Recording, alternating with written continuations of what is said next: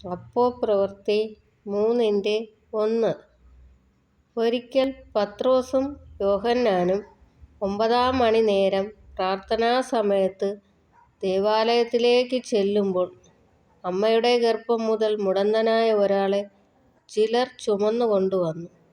അവനെ ദേവാലയത്തിൽ ചെല്ലുന്നവരോട് ഭിക്ഷ യാചിപ്പാൻ സുന്ദര എന്ന ദേവാലയ ഗോപുരത്തിങ്കൽ ദിനംപ്രതി ഇരുത്തുമാറുണ്ട്. അവൻ പത്രോസും യോഹന്നാനും ദേവാലയത്തിൽ കടപ്പാൻ പോകുന്നത് കണ്ടിട്ട് ഭിക്ഷ ചോദിച്ചു. പത്രോസ് യോഹന്നാനോടുകൂടെ അവനെ ഉറ്റുനോക്കി, "ഞങ്ങളെ നോക്കൂ" എന്ന് പറഞ്ഞു. അവൻ വല്ലതും കിട്ടും എന്ന് കരുതി അവരെ സൂക്ഷിച്ചു നോക്കി. അപ്പോൾ പത്രോസ്, "വെള്ളിയും പൊന്നും എനിക്കില്ല, എനിക്കുള്ളത് നിനക്ക് തരുന്നു. നസ്രായനായ യേശുക്രിസ്തുവിന്റെ നാമത്തിൽ നടക്ക" എന്ന് പറഞ്ഞു. അവനെ വലങ്കൈക്ക് പിടിച്ച് എഴുന്നേൽപ്പിച്ചു.